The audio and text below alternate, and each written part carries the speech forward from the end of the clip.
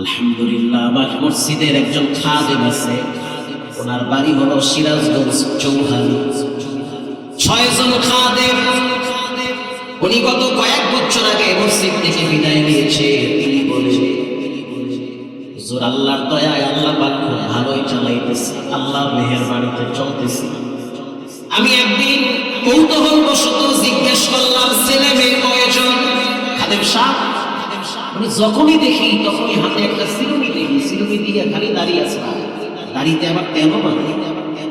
জামার দিকে চায়া দেখি 600-700 টাকা গজের জামা পরে। সুবহানাল্লাহ, এত মুসলিম আছে, তেলে ঝালে কেমনে চলে? খাদেম সাহেব বেতন কত? মাত্র 14,000। ছেলে মেয়ে কয়জন? বলে মাত্র 6 জন ছেলে, 6 না জানি 7 জন। বেতন 14,000, 6-7টা ছেলে মেয়ে দিয়ে কেমনে চলে? আয়েশা দিয়া বলে, আমি চলি না, আমার আল্লাহ চালায়। আমি অবাক হয়ে গেছি, কি এমন গোপন বুঝি আছে যে আল্লাহ আপনারে এত ভালো চলে, এত আরামে চলে? এক এক জুমায় দেখি এক একটা টুপি লাগায়, টুপির ভিতরে আবার নীল লাগায়। এক এক জুমায় দেখি এক একটা জামা গায়ে দেয়, ফুলফুলে মেজাজে চলে। বাচ্চাগুলোর দিকে তাকায় দেখলাম না দুষ্টুদের চেহারা, মাশাআল্লাহ দেখতেও সুন্দর, মনে হয় যেন কয়েক লাখ টাকার মালিক। ও খাদিম সাহেব, এত আরামে কেমনে চলেন? যেই যুগে স্বার্থ ছাড়া মানুষ মানুষকে এক কাপ চা খাওয়ায় না, অথচ এই যুগে আপনি এত আরামে কেমনে চলেন? খাদিম জবাব দিল, হুজুর একটা গোপন আমল আছে।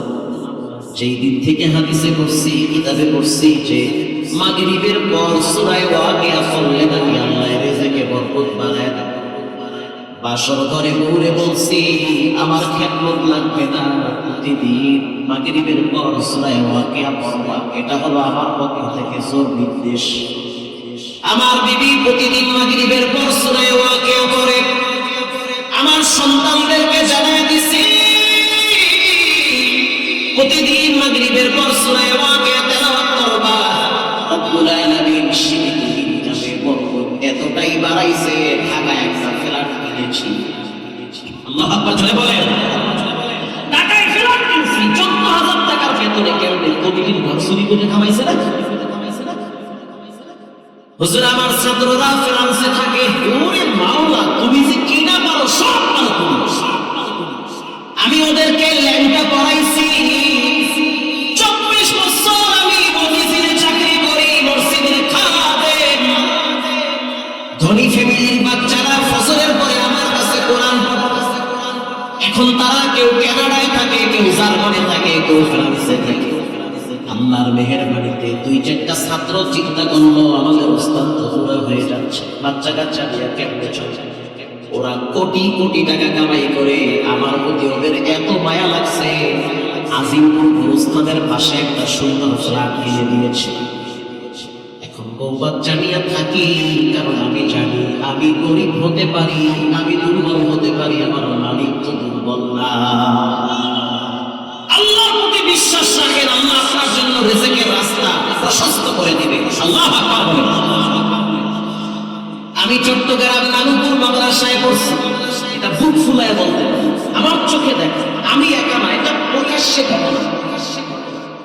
ওই সময় মাদ্রাসার ছাত্র ছিল প্রায় 3,000, এখন ছাত্র হইল 8,000। মাদ্রাসায় যদি আপনি ঢুকেন মনে হবে যে বের হওয়া যাবে না, এত বিশাল। ওই সময় আর্থিক সচ্ছলতা সবার দুর্বল ছিল। যারা লেখাপড়া করতো ওখানে বেশিরভাগ গরিব ছিল। মাদ্রাসার যিনি প্রিন্সিপাল তিনি আল্লাহওয়ালা মানুষ, তার নাম হলো মাওলানা জমিরুদ্দিন রহমাতুল্লাহ। অনেক বড় বুজুর্গ মানুষ, আল্লাহওয়ালা মানুষ। তার বয়ান শুনলেই বোঝা যায় কথার ভিতরে মুক্তা ঝরে, নেককার মানুষ। ফজরের নামাজের আগে আগে ছাত্রদেরকে ডেকে দেয়, রুমে রুমে দিয়ে বলে, উঠো, সাহায্য চাও, তিনি দিবেন। হযরত একদিন সবাইকে বলল, প্রতিদিন মাগরিবের পরে সূরা ওয়াকিয়া পড়বা। বলেন কি চাও? কি নাই? চাও নাই? খাবা কি? টাকা পাবো কোথায়? মাদ্রাসাগুলো তো কারো টাকার গরমে চলে না, এটা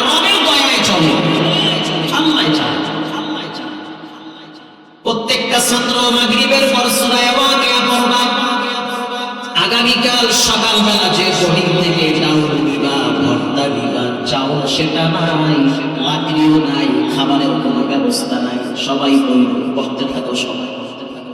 ও দোস্ত, পাকের রুমে গিয়ে দেখলাম আমাদের বাহের মর্জের একজন বাবুর্চি কফি কুটে সকালবেলা। কি কুটে? কফি। কফি চেনেন না? আরে বোর্ডিং এর কফি ট্রাক উঠতে কিনতে নিয়ে যা গরু তো খায় না, হেডিও গরু খাবো না, কি কম নাই, দুধ দিই না, খাওয়া লাগবে, কিছু করার নাই, দেয়া তো দেখবো তো দেয়। প্রিয় ভাইরা আমার, বাবুর্চির মুখের দিকে তাকায় দেখলাম বাবুর্চি দুইটা আয়াত পড়ে, ইদা ওয়াকাতিল ওয়াকিআ লাইসা লিওয়াকাতিহা কাযিবা। চাচা এরপরে পড়েন, আমিও পারি না, আব্বাও পারে না। এই দুইটা আয়াত পারি, রব যেন দেখে যে বান্দার চেষ্টা দুইটা আয়াত, বাকিটা রব ঠিক করে দিবে। আমার চেষ্টা এতটুকু এর উপরে সূরা ওয়াকিয়া ফজিলত যদি আমি বলতে থাকি ফজর হয়ে যাবে, তারপরও শেষ হবে না। আল্লাহু আকবার বলেন। সূরা ওয়াকিয়া চাঁদের মতো বাচ্চা, এটা চুম্বকের মতো টানে, টাকা পয়সা টানে, রিজিক টানে, সম্পদ টানে, সফলতা পায়ের কাছে আইসা বৈশা থাকে। সূরা ওয়াকিয়া এত পাওয়ার। মাগরিবের পরে সবাই সূরা ওয়াকিয়া পড়লাম, সবাই চোখ অন্ধকার, চেহারায় কিছুই দেখি না। কালকে নাকি বোর্ডিংয়ে লাকড়ি নাই, খাওয়ার নাই, চাউল নাই। বিশ্বাস করেন, পরের দিন ফজরের নামাজের সময় যখন আমরা দাঁড়ায় গেলাম, ওই ছাত্ররা এখনো বিভিন্ন জায়গায় খেদমত করে।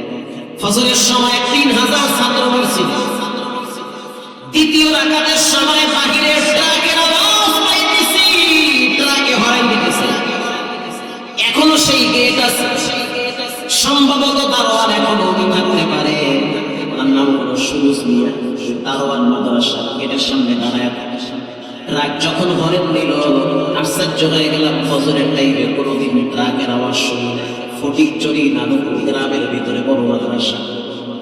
সালাম যখন ফিরাইলাম, পিছনে তাকায় দেখলাম চাউলের ট্রাক মাদ্রাসার উঠানে দাঁড়ায় আছে। চাউলের ট্রাক, এটা বাস্তব দেখা, এটা ব্যক্তির ক্রেডিট না, এটা কোরআনের বরকত। এজন্য কোরআন বাচ্চাদেরকে কোরআন শেখাতে। প্রিয় ভাইরা আমার, সুলাইমান বিলকিসের ইতিহাস আপনারা জানেন। আল্লাহু আকবার বলেন। ওটা পরে বলতেছি, আমি ইলমের ফজিলত নিয়ে কিছু কথা বলবো। আপনাদের কষ্ট হচ্ছে নাকি?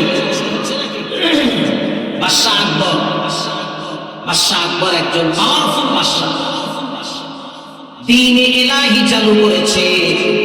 তার থিওরি হলো মুসলমানরা মাঝে মাঝে মন্দিরে গিয়া পূজা করবে, আর হিন্দুরাও মাঝে মাঝে জুমার দিন আইসা নামাজ পড়বে। সুবহানাল্লাহ, নাউজুবিল্লাহ। মানবেন আপনারা? এটা মানবেন? কিন্তু বাদশা আকবর চালু করছে, কিছু মোল্লা মুন্সিও টাকা দিয়ে কিনে ফেলাইছে। আমরা আছি বাদশা আকবরের লাগে। ওই মোল্লা মুন্সি প্রত্যেক যুগে থাকে, যেই দিকে বৃষ্টি দেখে ওই দিকে ছাতি ধরে। কথা কন না কেন? ঠিক কথা, ঠিক কথা। বাদশা আকবর ফজরের পরে বারান্দায় বসে আছে, ঘরের উঠানে বসে আছে। তাকায় দেখলো মাদ্রাসার 3টা ছাত্র পুকুরের পার দিয়ে যাইতেছে।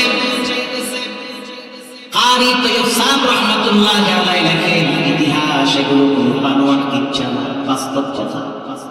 যেমন সমুদ্রে এই যে মাছগুলো লাফায় লাফায় উঠলো, এটা কি সত্য না মিথ্যা? সত্য। এখন যদি 20 বছর পরে আমি আমার বাচ্চারা শুনে হাসবে, দূর, এটা কি সত্য নেই? কিন্তু সত্য। বলেন, কেউ যেটা পারে না, ওটা পারেন কে? ওটা আল্লাহ। বাদশা আকবর বলল, এই ছাত্র ভাইরা কোথায় পড়ো? এই যে মাদ্রাসায় পড়ি। বাদশা আকবর মূলত ছিল কোরআনের প্রতি বিদ্বেষ। বাচ্চাদেরকে প্রশ্ন করলো, বাবারা মাদ্রাসায় পড়ে কি শিখে? বাচ্চারা বলতে আছে, বাদশা, কোরআন যদি কেউ না শিখে সে তো কিছুই শিখলো না। যে কোরআন জানে না সে তো রবকে জানে না, সে তো রসুলকে জানে না, ইসলাম বুঝবে না। বাদশা আকবর বলতে আছে, তুমি প্রথমে মাদ্রাসায় গিয়ে কি পড়ছি? পড়ছি আলিফ বা তা। বাদশাহ আকবর বলল আলিফে কি হয় বলবে খুশা দাও। বাচ্চা দাঁড়ায় বলতে আছো বাদশাহ আলিফে আমার আল্লাহ। বাদশাহ আকবর কই কি? এবার বাদশাহ আকবর আবার প্রশ্ন করলো বাতে কি হয়? বাচ্চা বলল বাতে বাইতুল্লাহ। বাইতুল্লাহ মানে কি? বলে বাইতুল্লাহ আল্লাহর ঘর। তাতে কি হয়? বলে তাতে তাজুন, তাজুন মানে ডিউটি। মারহাবা বলে। বাদশাহ আকবর চিন্তায় পড়ে গেল, এগুলাকে তো পারা যাবে না। আবার বাদশাহ আকবর প্রশ্ন করলো সন্তান এই যে দেখতেছো বিশাল বড় একটা পুষ্করী, পুষ্করী চিনেন? পুকুর চিনেন না? পুকুর, পুকুরে পানি থাকে না? ছাত্রকে বললো বলো পুকুরের ভিতরে কয় বালতি পানি আছে? বাদশার কথায় বাদশা দাঁড়ায় বলতেছে বাদশা বালতি যদি পুকুরের সমান হয় তো এক বালতি। আল্লাহ আকবার বলেন না? বালতি যদি পুকুরের সমান হয় তো কয় বালতি? আর যদি বালতি পুকুরের অর্ধেক হয় তো দুই বালতি। বাদশা আকবর বলল এটা কেমনে সম্ভব? বলে রব চাইলে সবই সম্ভব, বান্দা চাইলে কিছুই সম্ভব না। এবার বাদশা আবার বলল আটকালো বুদ্ধি। ও মাদ্রাসার ছাত্র কি লেখাপড়া করলা? এই যে পুকুরের পাশে একটা বিশাল গাছ দাঁড়ায় আছে, গাছের ডালে ডালে পাখি আছে না নাই? বলে হাঁস। কয়টা পাখি আছে এটা কি বলতে পারবে? আচ্ছা বলে বাদশা রাগ কইরেন না, পাখি আছে 147টা। কেমনে কইলেন? আপনার যদি বিশ্বাস না হয়, দুনিয়ার কথা যদি বিশ্বাস মনে না হয়, দুনিয়া দেখেন কয়টা আছে। ওনা সম্ভব? والذين اوتوا العلم درجات।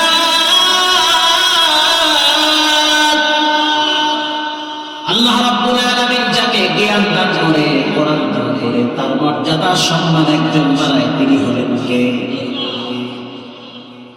সুলাইমান আলাইহিস সালাতু ওয়াস সালামের বিমান চাইতেছে মদিনার উপর দিয়া, ইলমের কিতাব। সুবহানাল্লাহ। সুলাইমান নবীর বিমান চাইতেছে মদিনার উপর দিয়া। মদিনার থেকে প্রায় 9 মাইল উপরে সুলাইমান নবীর সিংহাসন যায়। তখতে সিংহাসন সুলাইমান দাদে মুত সরওয়ালি শুনতে খাতামাশতে ওয়াফরি। সুলাইমান নবীর সিংহাসনে কোনো তেল লাগতো না, কোনো পেট্রোল নদীর ডিজেল লাগতো না। আল্লাহ রাব্বুল আলামিন বাতাসের মাধ্যমে তার সিংহাসনটা এক দেশ থেকে আরেক দেশে পৌঁছায় দিতে সুন্দর চাইতেছে। সুলাইমান নবী কানে আওয়াজ পাইল এক পিঁপড়া আরেক পিঁপড়ারে বলতে আছে তাড়াতাড়ি গর্তে ঢুকো। কোথায় ঢুকো? গর্তে। পিঁপড়াকে হাওয়ায় না নিচে? নিচে। সুলাইমান নবী বলতে আছে কি ব্যাপার, আওয়াজ কাকা? যিনি বলতে আছে আওয়াজ হলো পিঁপড়া। পিঁপড়ায় তার জাতি ভাইদেরকে বলতে আছে, জাতি ভাইরা সুলাইমান নবী কিছু আসতেছে।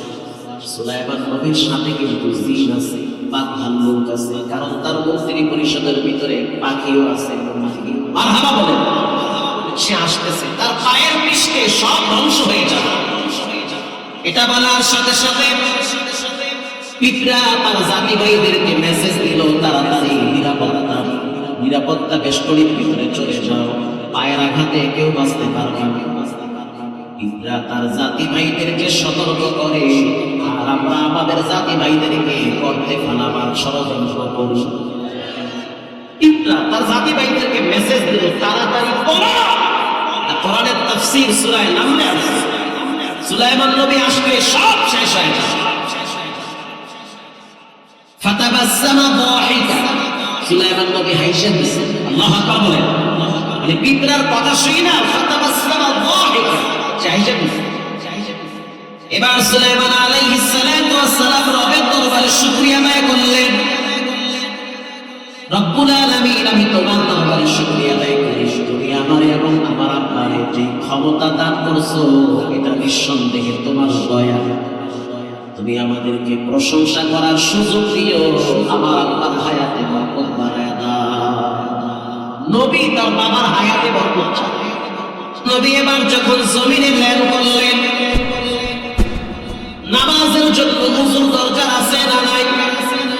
সুলাইমান নবী একটা জিনরে ডাইকে বলতে আছে আমার ওযুর পানি লাগবে। এটা সূরা নামলের ভিতরে উল্লেখ করা আমার ওযুর পানির দরকার। তাহলে ওযুর পানি কোথায় পাওয়া যায়? মরুভূমির ভিতরে, কোথায় তো ওযুর পানি পাওয়া যাবে না। সুলাইমান নবী হুদহুদ পাখিরে বলল, তোমার তো পানি মন্ত্রীর দায়িত্ব দেওয়া হয়েছে, তোমার কাম হয়েছে কোথায় পানি আছে চেক করা। এই জমিনে তাকায় দেখো কোন জায়গায় পানি আছে। রব্বুল আলামিন হুদহুদ পাখিরে এমন একটা জ্ঞান দান করছে, ও সেই জমিনে নাকটা লাগাইলে সাথে সাথে কোথায় পানি আছে তার লাডারে ধরা পড়ে যায়। মেমোরিতে ফুইটা উঠে যে এখানে পানি আছে, ওখানে পানি আছে। সুলাইমান আলাইহিস সালাতু ওয়াস সালাম এবার ওযুর জন্য অপেক্ষায় আছে। হুদহুদ পাখি বলতে আছে, জিন তুমি আর দেরি করিও না, তোমার না শক্তি আছে। আমি নাকটা লাগাইয়া বুঝছি এখান থেকে প্রায় কয়েক মিটার নিচে গেলে পানি পাওয়া যায়, তুমি পানি উঠাইয়া সুলাইমান নবীর ওযুতে লাগায় মারহাবা বলো। সুলাইমান নবী এবার ওযু বানাইতেছে। কথা কি বুঝতেছেন? ওযু করতেছে। আর হুদহুদ চিন্তা করলো আল্লাহ দুনিয়ার আয়তনটা কত বড় একটু দেখে আসে। আসমান প্রথম কাছে উপরে দেখা দরকার। সুলাইমান নবী ওযু বানাইতে থাকুক, আমি একটু ফাঁক দিয়া ঘুরে আসি। আল্লাহু আকবার বলেন। ঘুরতে গেছে উপরে। সুলাইমান নবীর ওযু শেষ। ডাইনে বামে তাকায় দেখে হুদহুদ নাই। মেজাজ ঠান্ডা না গরম?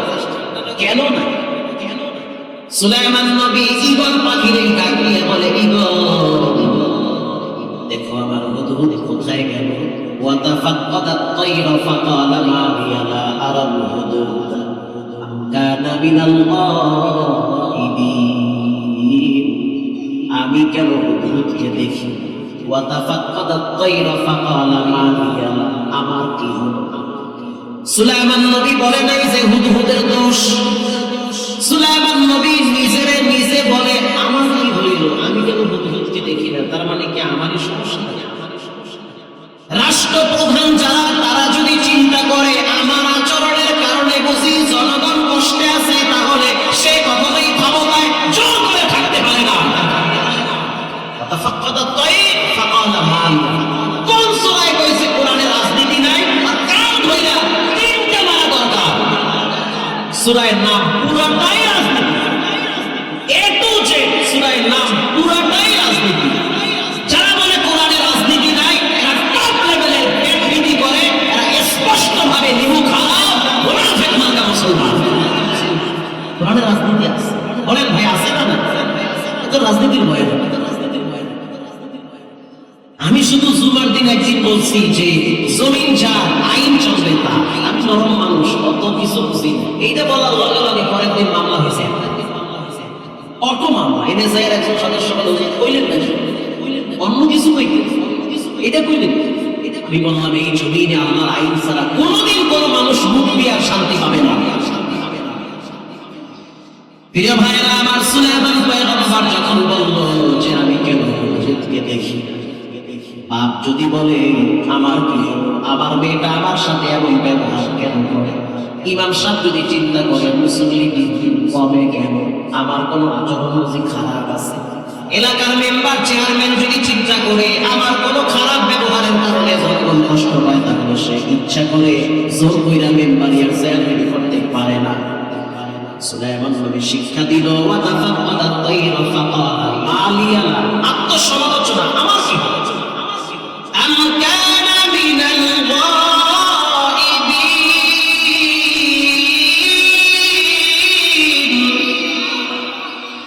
সুলাইমান নবী এবার হুদহুদ ঈগল পাখিরে পাঠায় দিল, যাও তুমি হুদহুদের খবর নাও। ঈগল পাখি সুলাইমান নবীর কাছ থেকে ক্ষমতা পাইছে। বলেন কি পাইছে? এবার ঈগল পাখি মেজাজ গরম কইরা চোখ বড় কইরা উপরে চলে গেছে। কারে খুঁজতে গেছে? কি ভুলে গেছেন? হুদহুদের খুঁজতে গেছে। উপরে চাইতে চাইতে চাইতে চাইতে অনেক উপরে চলে গেছে। উপরে যাওয়ার পরে তাকায় দেখলো হুদহুদ দূরে ঘুরতেছে, দূরে দূরে ঘুরতেছে। কিন্তু হুদহুদ দিয়া কি ঘটাইছে শুনলে তো অবাক হয়ে যাবে। হুদহুদ যখন উপরে দৌড় মারছে, উঠতে উঠতে গিয়া দেখে হুদহুদের মতো আর একটা হুদহুদ দেখা যায়। আল্লাহু আকবার বলেন। এবার সুলাইমান নবীর হুদহুদ কয় তুই কে?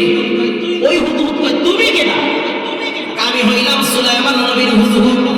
তুমি কে? বলে আমার বাড়ি হলো সাবা। উনকে সাবা আবার কোথায়? বলে দেশের নাম। এই দেশটা জানাই কে? বলে লেডিস। কি লেডিস? লেডিসের নাম কি? বলে রানী বিলকিস। নাম কি? রানী বিলকিস। সুলাইমান নবী হুদহুদটাই কে বলে যদি আবার সুলাইমান পয়গম্বর তোমার এই লেডিসের খবর জানে তাহলে কিন্তু অবস্থা 12টা বাজবে। কারণ যেই দেশের ভিতরে লেডিস দেশ চালায় ওই দেশে কোনোদিন রহমত আর শান্তি আসতে পারে না। আসতে বলেন যে বোমা হয়ে যাবেন, ঠিক না? ঠিক এটা রাসূলের কথা, আল্লাহর কথা। সুলাইমান নবীর হুদহুদ এবার কাছে গেছে, সজাতি ভাই না কান আছে, ওই হুদহুদ আমিও হুদহুদ কাছে গিয়া বলতে আছে দোস্ত তোমার লেডিস কি করে? রাত্রিবেলা চেষ্টা করে কারে? গাছে। দিনের বেলায় চেষ্টা করে কারে? বলে সূর্যরে। রব্বুল আলামিন এটা এখানে উল্লেখ করেছে বিলকিস সূর্য করে, চেষ্টা করে সূর্যরে, আগুনের চেষ্টা করে। তার মানে মুশরিক। তার মানে কি? মুশরিক, শিরক করেছে। এবার ঈগল পাখি দৌড় মেরে উপরে উঠে তাকায় দেখে হুদহুদ ঘুরে। হুদহুদ এবার চিন্তা করলো ঈগলের মেজাজ তো গরম। ঈগল কি পাইছে? কি বলেন? কি এটা মনে রাখবেন, রাজনীতির বয়ান তো এটা। ঈগল পাওয়ার পাইছে। এবার হুদহুদ তাকায় দেখলো ঈগলের মেজাজ গরম, কাছাকাছি আসছে। এবার ঈগল পাখি বলতে আছে তুমি কই? এত দূরে কেন? হুদহুদ বলতে আছে আমি কই কত দূরে আছি পরের হিসাব, তুমি কেন আমার উপরে চোখ রাখলাম? কথা কন না কেন? আরে বিচার করবে আদালত, মাঝখানে থানায় নিয়ে এমন ফিরে দেওয়া হয় ডাইল বানায়।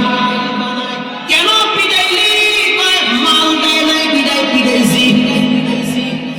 রাজনীতির রাখবেন না প্রিয় ভাইরা আমার।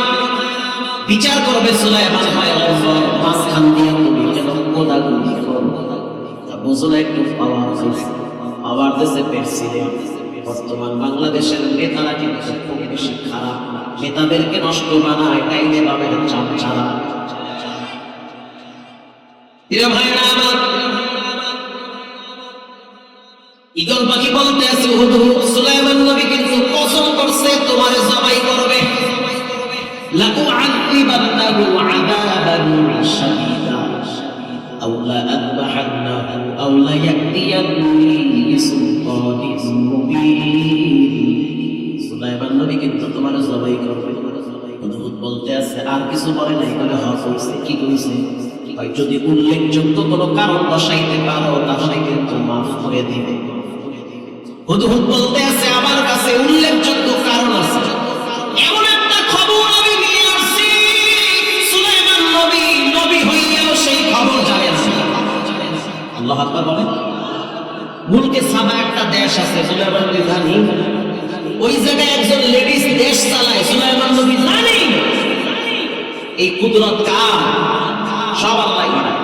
সুলাইমান নবী জানবে কেমনে? কারণ সুলাইমান নবী তো গায়বের মালিক না। গায়বের মালিক কে?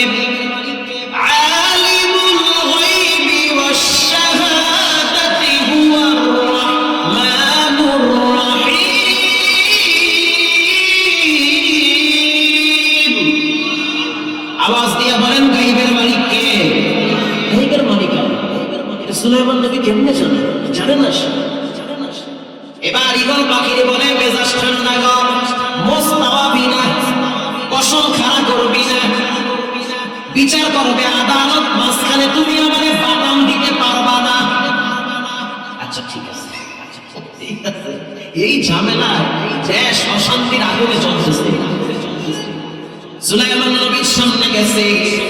সুলাইমান নবীর সামনে যাওয়ার পর এবার সুলাইমান পয়গম্বর সুলাইমান আলাইহিস সালাতু ওয়াস সালাম হুদহুদের কানে ধরে টান মারছে। যখন টান মারলো তখন কান চড়চড়ায় উঠছে, ব্যথা পাইছে। তাফসীরে রুহুল মানিতে আসছে হুদহুদ চোখের পানি ছেড়ে দিয়ে বলে পয়গম্বর আল্লাহর ইবাদতে দাঁড়াইবার দিন তারে ভয় করে। আল্লাহু আকবার বলেন। একটা সহজ সরল প্রাণী কেন আমার কান ধরে টান মারছেন? আমার কাছে এমন কিছু তথ্য জমা আছে যেটা আপনি জানেন না। আল্লাহ রাব্বুল আলামিন আমার মাধ্যমে আপনাকে জানাইতেছে। আমি দেখছি মুলকে সাবা একটা দেশ আছে, ওই দেশটা চালায় একজন মহিলা। সুলাইমান পয়গম্বর বলল, ক্বালা সানানজুরু আসাদাকুতা আম কুনতা মিনাল কাযিবিন। এটা সত্য না মিথ্যা আমাকে দেখা লাগবে। ইযহাব বিকিতাবি হাযা ফাআলকিহি ইলাইহিম। তোমার কাছে একটা চিঠি দিলাম, তুমি এটা ওখানে পৌঁছে দাও। আল্লাহ আকবার বলেন। এই হুদহুদ পারবা কাজী পারবা, আমি দেখিয়েছি দেশ। এই চিঠিটাকে জায়গা মতো পৌঁছে দাও। সুলাইমান পয়গম্বর আবার প্রশ্ন করলো, যেখানে বিলকিস থাকে ঘরটা কেমন?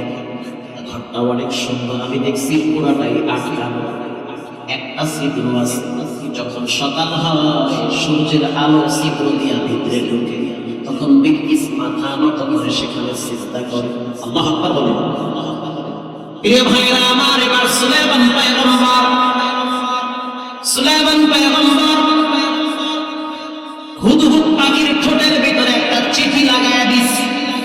চিঠির ভিতরে তিনি লিখে দিয়েছে, স্পষ্ট ভাবে লিখে দিয়েছে, ইন্নাহু মিন সুলাইমান ওয়া ইন্নাহু বিসমিল্লাহির রাহমানির রহিম। বিসমিল্লাহির রাহমানির রহিম। এই বিসমিল্লাহ দেখিয়া বিলকিস তো ধবধবে বলে গেছে, এটা আবার কান না। লম্বা ইতিহাস ওদিকে আর গেলাম না, সুলাইমান পয়গম্বরের চিঠি পায়া বিলকিস এবার মন্ত্রী পরিষদ সবাইকে ডাকলো যে কি করা যায়। সবাই মিলে পরামর্শ করলো, একটা কাজ করেন, যিনি চিঠি পাঠাইছে মনে হচ্ছে তিনি নরমাল কোনো যেন ব্যক্তি না। আপনি যতই চেষ্টা করেন তার সাথে পারবেন না, কারণ তার পিছনে মহাশক্তি কাজ করে। সেই শক্তির মালিকের নাম কি? পারবেন না। একজনের প্রস্তাব দিছে, বিলকিস সুলাইমান নবীর ঠান্ডা করতে হইলে 2টা স্বর্ণের ইট হাদিয়া পাঠাও। হাদিয়া কিন্তু সব যুগেও ছিল। 2টা স্বর্ণের ইট পাঠাও, হ্যাঁ ঠান্ডা করো। সুলাইমান নবী চিঠিটা লেখা দিছে, তুমি আমার কাছে আত্মসমর্পণ করো, যদি না করো তাহলে কিন্তু আমি তোমার কাছে হাজির হব, সেনা সৈন্য পাঠায় দিব, সেই বিধান চলতে পারবে না। পরামর্শ দিল, তাহলে একটা কাজ করো, সুলাইমান নবীকে ঠান্ডা করার জন্য স্বর্ণের ইট পাঠাও। যখন দেখলো স্বর্ণের ইট দেরি করতেছে, সুলাইমান নবী জিন পাঠায় দিয়েছে, গিয়া দেখ তারা করে কি। আল্লাহ আকবার বলুন। জিনে আয়েশা সুলাইমান পয়গম্বরকে বলে যে স্বর্ণের ইট নিয়ে আসতেছে। সুলাইমান পয়গম্বর জিনকে বলতে আছে, যেই রাস্তা দিয়া 2জন ব্যক্তি স্বর্ণের ইট নিয়ে আসবে, ওই পুরো রাস্তাটাই তোমরা স্বর্ণ দিয়া বাঁধা দাও। তার মানে কি? 2টা ইট আনতে হাতে আমি পুরো রাস্তায় স্বর্ণ দিয়া বাঁধাই দিচ্ছি। তাফসীরের আলোচনায় 2জন যখন রাস্তায় ঢুকছে, ছায়া দেখে 4, 5, 7, 11, 17 কিলোমিটার পর্যন্ত পুরো রাস্তা ইট হলো স্বর্ণের ইট। ওই 2জন করছে কি 2টা ইট হালায় দিচ্ছে। যার বাড়ির রাস্তা হলো স্বর্ণ দ্বারা বাঁধানো, তারে 2টা ইট দিয়ে খুশি করানো যাবে না? যাবে? প্রিয় ভাইরা আমার, এবার তারা চলে গেল। সুলাইমান নবী মিটিং ডাকছে। মিটিং ডাকার পর স্পষ্ট ভাবে সুলাইমান নবী বলল, কে পারবা বিলকিসের সিংহাসনটা আমার সামনে আনতে? এটা হলো পয়েন্ট। কে পারবা সুলাইমান নবীর সামনে বিলকিসের সিংহাসন হাজির করতে? ক্বালা ইফরিতুম মিনাল জিন। একজন জিন দাঁড়ায় বলে, আমি পারবো। কে? জিন। ক্বালা ইফরিত। ইফরিত নামের একজন ব্যক্তি ছিল, উনি হলো জিন। সে বলল, আমি পারবো। সুলাইমান নবী বলল, সময় কত? জিন বলতে আছে, এই যে আপনার মিটিং চলতেছে, মিটিং শেষ হবে, এর মধ্যেই দেখবেন সিংহাসন হাজির হয়ে গেছে। সুবহানাল্লাহ। বাইতে গিয়া বল, কয় কি? এখান থেকে প্রায় 3000 কিলোমিটার দূর থেকে সিংহাসন আসবে মাত্র 13 মিনিট। কয় কি? সুলাইমান পয়গম্বর বলল, হবে না, সময় কমাইতে হবে। আর আরো অল্প সময় কে পারবা সিদ্ধান্ত।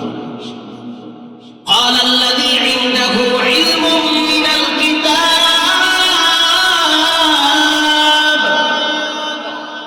قال الذي عنده علم من الكتاب أنا آتيك به قبل أن يرتد إليك طرفك ما বলে মাটির তৈরি মানুষ দাঁড়ায় গেছে ইলম ওয়ালা।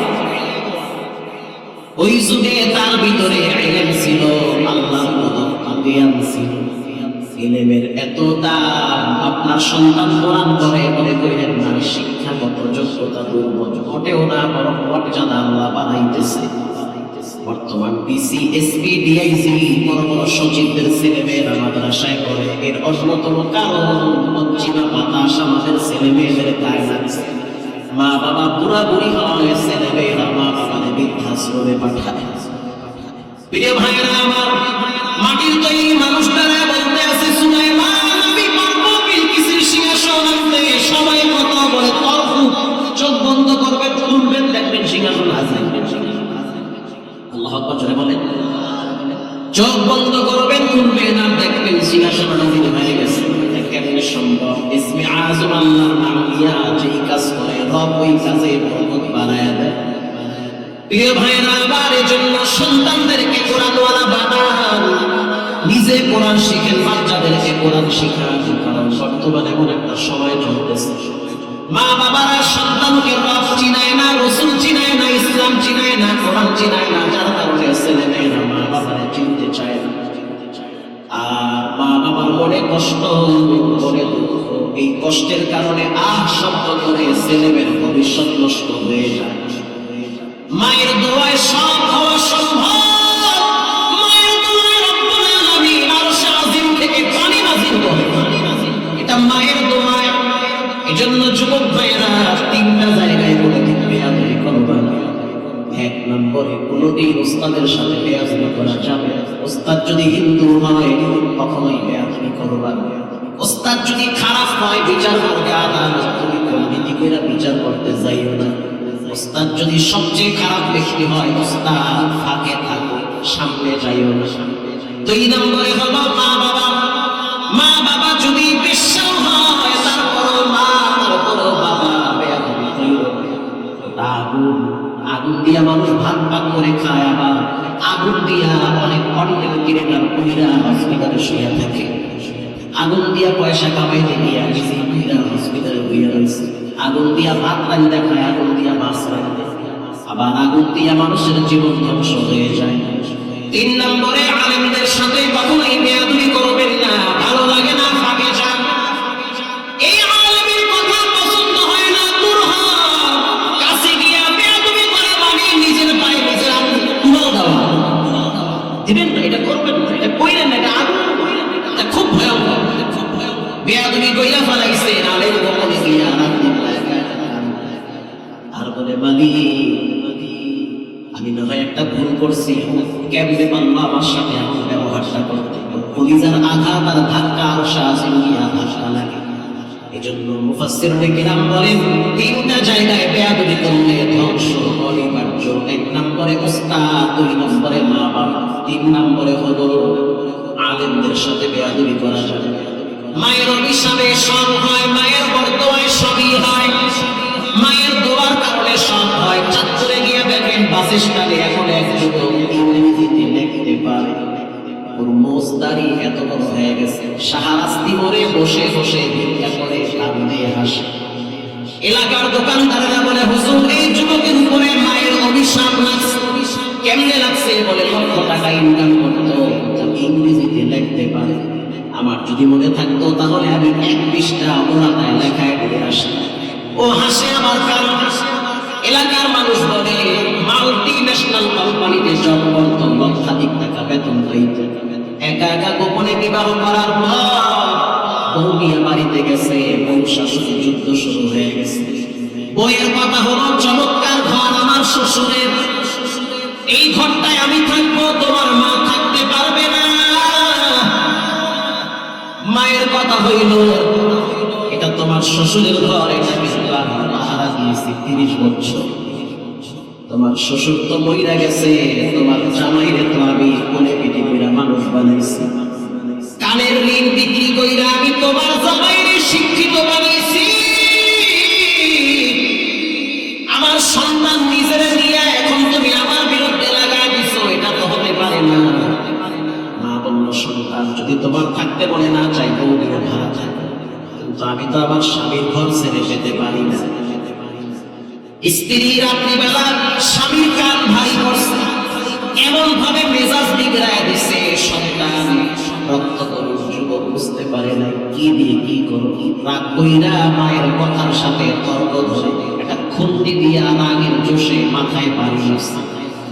বাড়ি মারার সাথে সাথে খুন্তির আগা ছিল ধারালা, এমন ভাবে লাগছে রক্ত গড়ায় গড়ায় পড়ে। মা চোখের পানি ছেড়ে কাঁদে, চোখের পানি আর রক্ত একাকার হয়ে গেছে। মা এবার ঘর থেকে বের হওয়ার সময় সন্তানকে বলে, একটা বাড়ি মারছো, দ্বিতীয় বাড়িটা মারিস না। জীবনে কোনোদিন তোর বাবা আমার গায়ে হাত তুলে নাই, আজ তুমি আমার গায়ে হাত তুললা, বুঝতে পারছি তুমি তোমার স্ত্রীর কথা মতোই ব্যবহারটা করো। বের হয়ে গেলাম ঘর থেকে। বের হওয়ার সময় বাড়ির সামনে মসজিদ, আল্লাহর ঘর, মসজিদের দিকে তাকায় বলে, মালিক তুমি না সাক্ষী, এটা তোমার ঘর, এই ঘরে আমার স্বামী নামাজ পড়তো, আজ আমার সন্তানের শক্তি হয়ে গেছে, শক্তি দিয়ে আমার মাথায় রড দিয়ে বাড়ি মারছে, খুন্তি দিয়ে আঘাত করেছে, রক্ত বের হয়েছে। রব্বুল আলামিন যে সন্তান আমার চিনল না, সে যেন তার বউয়ের মা ছিল। সকালবেলা ল্যাংটা হইয়া ঘর থেকে নামছে, ল্যাংটা হয়ে আল্লাহ সিদ্ধান্ত মেয়ের জয়ের নষ্ট করে ফেলাইছে। মায়েরও চিনে না, বউরেও চিনে না, পাগল হয়ে গেছে। এই জন্য যুবক ভাইয়েরা আমার, কখনো